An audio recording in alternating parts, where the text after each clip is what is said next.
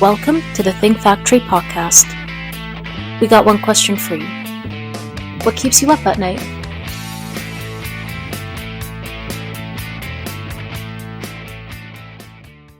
Welcome back to the Think Factory podcast, powered by OGC Solutions. I'm Chris Santomassimo, your host, and I'm really excited to have what now is a second conversation with my friend Curt Carpenter, who is the CEO of Convergent Print. And again, we're live here at the Printing United Expo.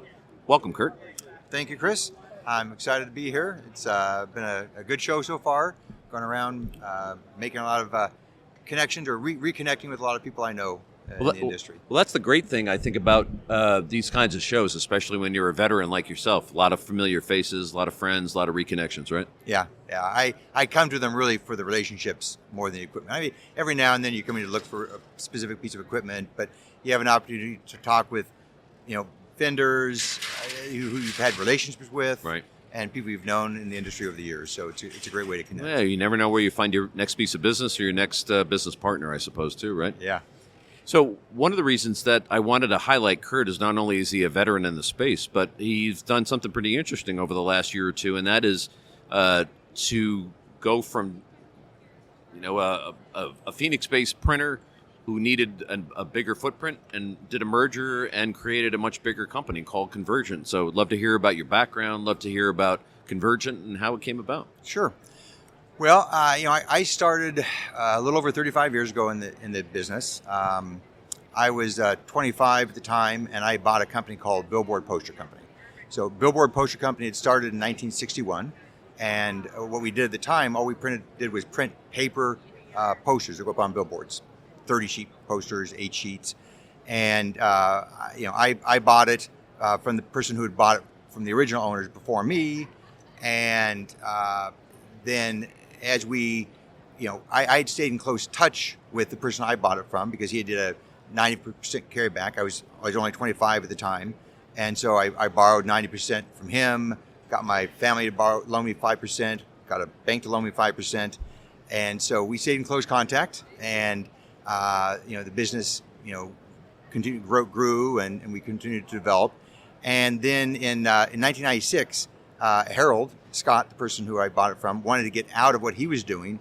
And so I sold half the company back to him, and we made a big expansion. We bought a new building, and about that time, his son, Ian Scott, was graduating from college, and he was going to go on to get his PhD in physics. He'd been accepted to a physics program, but he came to work for us in the summer before going back and decided in the end that he'd rather go work for the company and eventually buy out his father. So that became the plan, that 8 years later, he would buy out his father. And so that happened in 2004. So Ian is now my partner, has now been my partner since 2004. Mm-hmm. We were a screen printing company originally, and in the early 2000s, we changed our name from Billboard Poster Company to BP Graphics because our name was very limiting in our customers' minds. Right. We would, do a billboard campaign, and then we see bus sides going down the road for the same thing we did. We say, hey, why didn't you have us do those?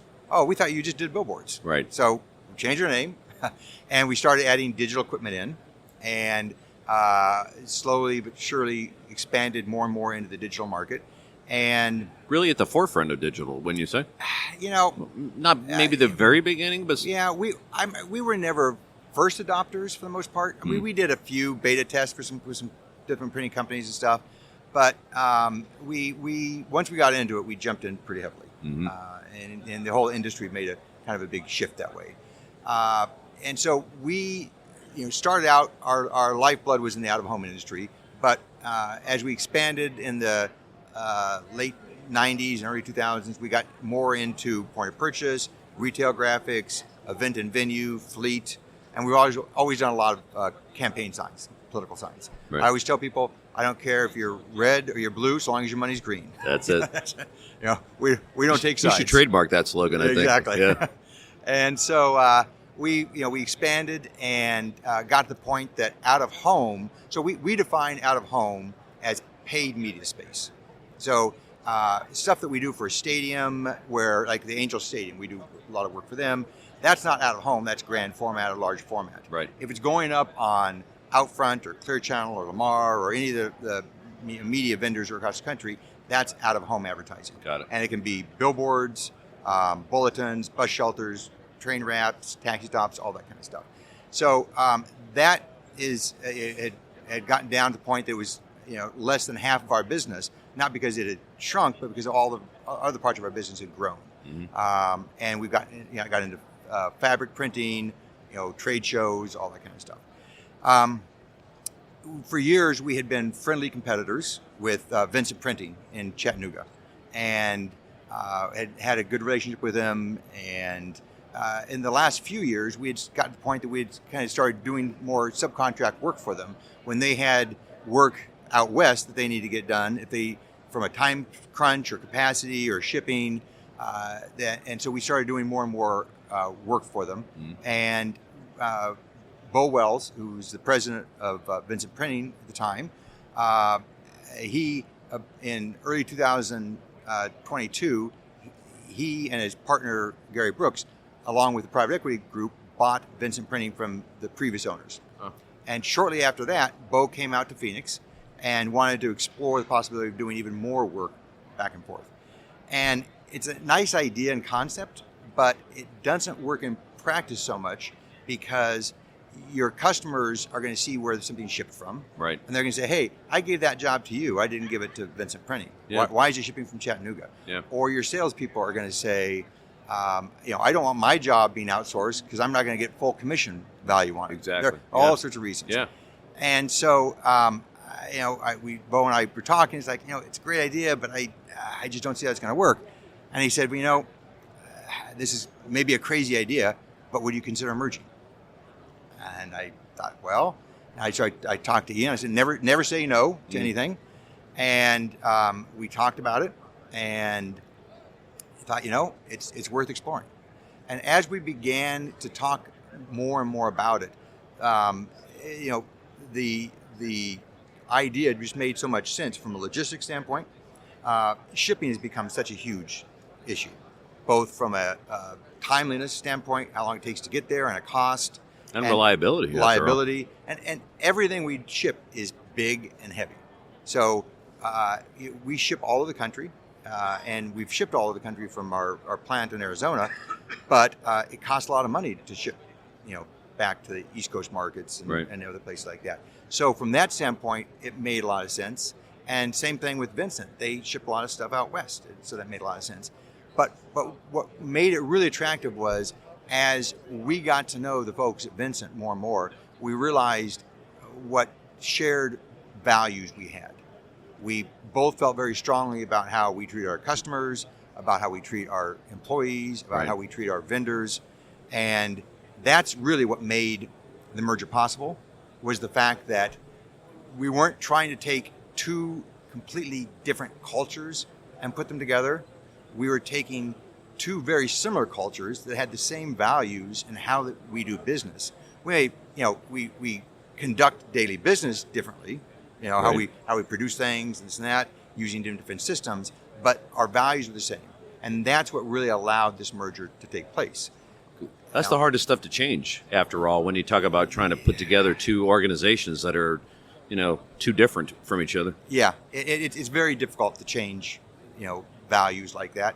And so since we both had values that we felt strongly about, and they meshed very well, that's what made it possible. So, it took a long time to reach the point of being able to do the merger.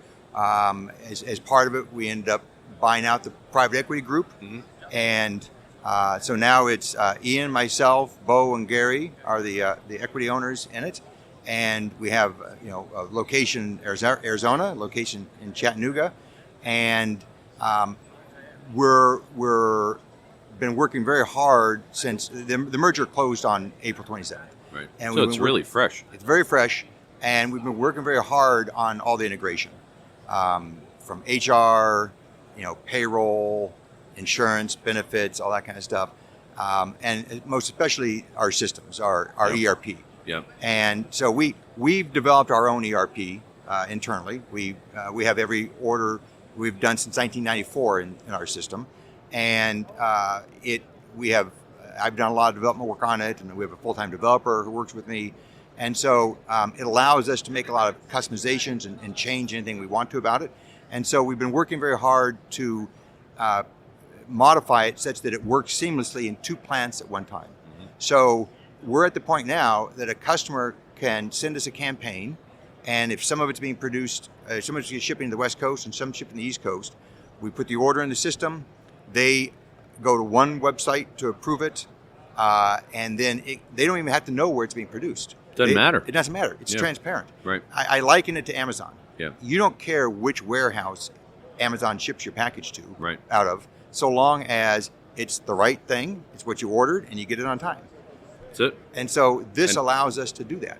And if a customer can pay a little less freight, then it's all that much better for you. Yeah, it allows us. And them. Yeah, we cover about 85% of the U.S. population in 1 to 2 day by ground now with this. So it's allowing us to ship a lot more by ground, and even if we do have to ship overnight, we're able to ship from a closer destination to it.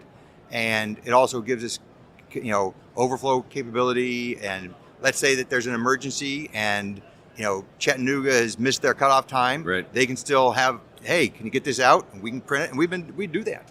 Emergencies happen, and we can still get it shipped out that day. Well, you know what I see in the market too, especially since COVID, is that customers have these demand. Not to say any of your customers are overly demanding, but some could be said, not yours. That there's expectations that went a little bit wild, where everything had to be done tomorrow or the next day, irrespective of what it was. And if you can't do it, they move on to the next printer. So giving yourself that capacity, right? Yeah, is interesting. Not everyone understands all the steps that you have to go through. Yeah. You can't just push a button and have it come out. It's not like a photocopier. No. There are a lot of steps in it, from pre-press to the printing and finishing and packaging and shipping, and you have to have the quality checks along the way, and those take time. Yeah.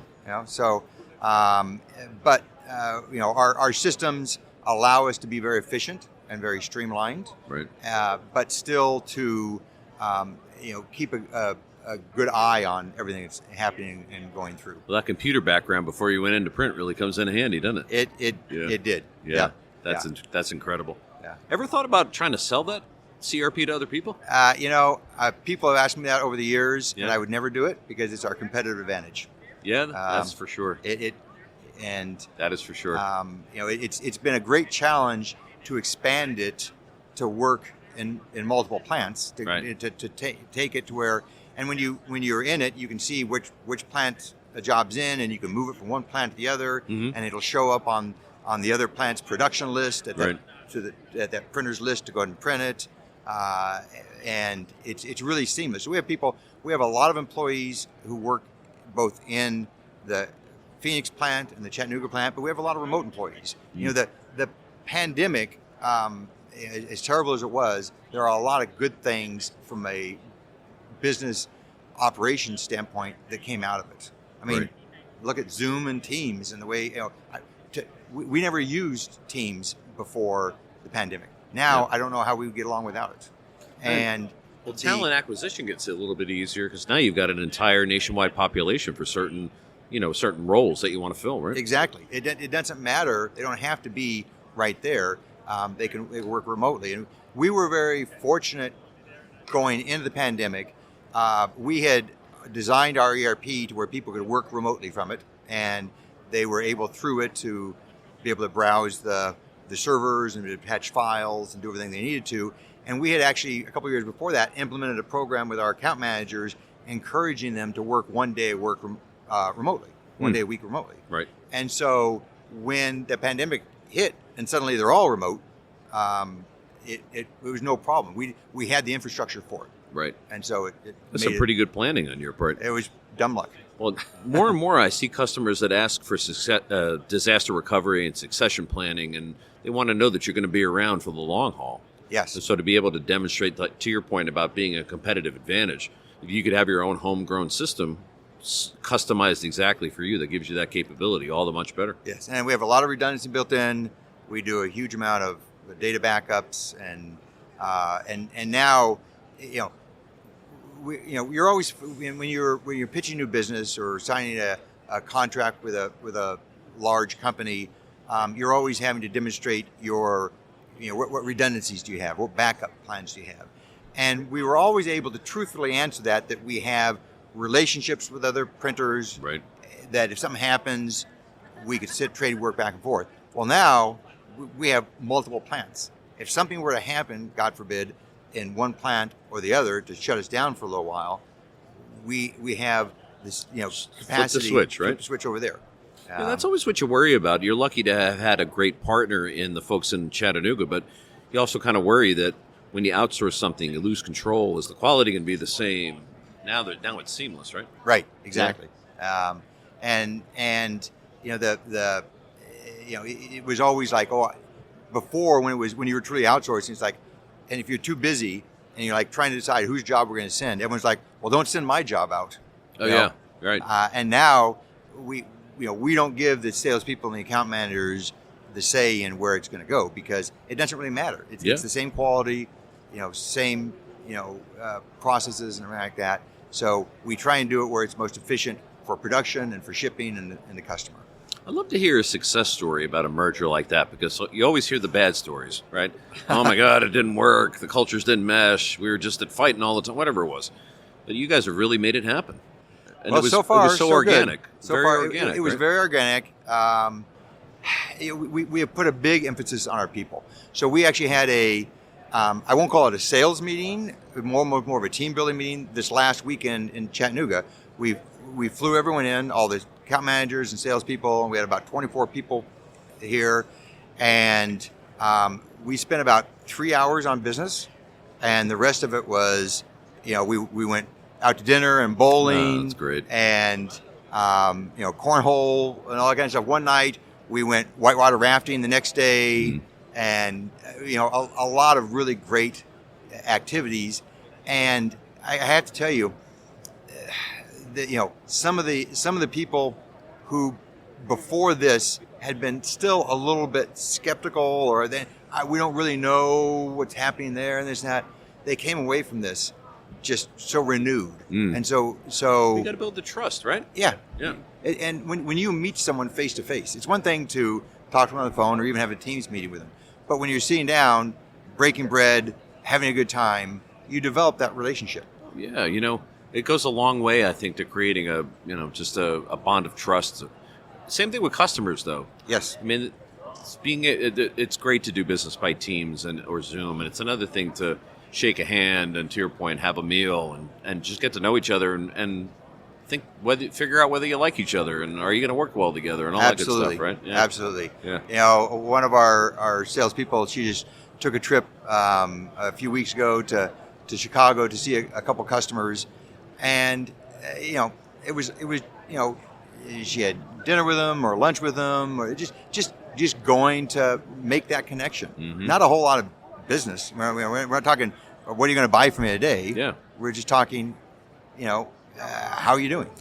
That's where I think people make a mistake sometimes, because the older I get, the more I realize that people are going to do business with people that they like and can trust. Exactly. Right. So if you think you're going to get that trust some other way, you might be disappointed otherwise, right? Yeah. It's not just about doing good work, because if you walk around this place, you're going to see a lot of people who do some pretty good stuff, right? So you're so right. Everyone is capable of putting ink on substrate. It's not. You haven't seen me in a press room, okay. So there's at least one person who may not be able to do it. Most everyone is capable of that. Yeah. All the equipment and software and systems vendors around here, they're going to allow you to do that. But there's so much more than that. It's the estimating up front, the customer interaction, the communication along the way, when things go wrong. Things go wrong. So something we learned from another company many years ago, this was back in the 90s, we used to, when we were still, all we did was screen print, we used to outsource a lot of work to a litho printer. And for some stuff, bigger runs than we could do of 30 sheet posters, billboards at the time. And stuff happens, problems happen. And the thing that I really learned at the time is their attitude was fix it first, ask questions later. In our industry, we don't have time to say, okay, who's to blame? Spend hours or days investigating what went wrong. Right. we got to get it fixed. We got to solve our customers' problem, get it out there, because they're losing paid advertising space. Oh yeah, for every minute it's not up, right? And then after that's done, now we can step back and say, okay, what happened? Did we make a mistake? Did the customer send a wrong file? Did any number of things? Learn from it. Don't point fingers, right? Exactly. Yeah. But first, solve the problem so that people can relax and step back and understand. In the heat of the moment and high stress, no one's thinking rationally. Well, to your point about communications too, it's about keeping the people apprised and let them know, hey, we had a little blip, but we got it fixed. It's done. Here's when it's coming. Yeah. It's creating that trust backwards too. They trust you to do the work. You got to reinforce that trust, right? Yeah. It sounds like the system is going a long way to helping on that, though, too. It is. So Harold Scott, the person I originally bought it from, and Ian's father, he always used to tell me early on, bad news doesn't get better with age. No, it gets worse, really. Right? And when you have bad news to deliver, and if you don't deliver it, all you do is sit around and feel the anxiety about, oh, I don't want to make that call. I'm gonna do this first. I'm gonna do that. Right. I'm gonna do this. But I don't want to make that call. And the whole time you're doing these other things, you're feeling the anxiety and the angst over what you don't want to do. Just do it. Just do it. Well, I kind of think that over communicating actually, or communicating enough for sure, that goes a long way to reinforcing that trust. Because if you don't, the trust is broken, and I think it's really hard to fix. There's a lot of printers out there that might be happy to take your spot. Yeah. So you're doing the right thing for sure. And it's better that the customer hears about the problem from you than from someone else, for sure. Indeed. Well, everything I hear about Convergent kind of reinforces the fact that this is working out fairly well so far. So we're very happy with the way it's going. That's great. It's a lot of work. It's going to continue to be a lot of work, and it's people kind of ask me when's the merger going to be complete, or when's everything going to be integrated? It's never complete. There are always going to be changes and improvements to the systems that we're going to be making and the way we do things. But we are achieving our goals. On the timelines that we'd set out for ourselves, and it's like I don't know, building muscle, so to speak. You don't build it overnight. You got to work at it, and it grows and it grows and it grows, and those bonds will grow as the time goes on, and you keep doing what you're doing. Yeah. Right? Creating value at the end of the day. So, well, congratulations on a really good first step for sure. I appreciate it. One of the things that I'd like to just ask you as we close, and I ask a lot of our guests the same thing, is what do you think about opportunities for 2024 and beyond, and what do you see as something that keeps you up at night as we move forward? We, unfortunately, we're a bit of the tail of the dog. People, because we are still so heavily, we're so dependent upon out of home advertising and media. People don't need us until they have the advertising space. Right. It's not like they say, I want to go print some billboards. Let me then find a place to go put them up. Yeah. And so, it all depends on if hopefully we continue down this path towards a soft landing, and that we don't hit too many more speed bumps along the way. I'm not excited about where the interest rates are at, certainly, by any means of the imagination. A lot of pressure there on working capital, right? Yeah. The problem is when we go, and we're going to go into recession again someday. There's a business cycle. And when we go into recession, what the first thing that gets cut is advertising and marketing, because it goes right at the bottom line this quarter. Right. Okay. And some of these big companies, easy fix. It's an easy fix this quarter, and I'm not really worried about what happens 3 or 4 quarters down the road, because if I don't fix this quarter, I'm not going to be here if I work for a public company. So, yeah.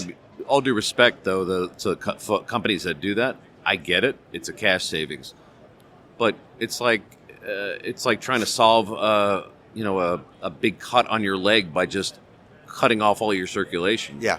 Then what are you going to have in 3 quarters? Exactly. Maybe not so much. Yeah. If you cut back on your investment now, you're going to hurt yourself down the road. So it doesn't keep me up at night because there's nothing I can do about it. Yeah.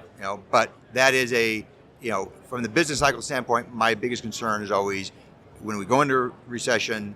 Not that I think we're necessarily going to right now, but whenever that happens next, that marketing budget gets cut, and so that people don't need us if they're not advertising. Right. Now, fortunately, we started out as a billboard poster company, and we were 100% of out-of-home advertising.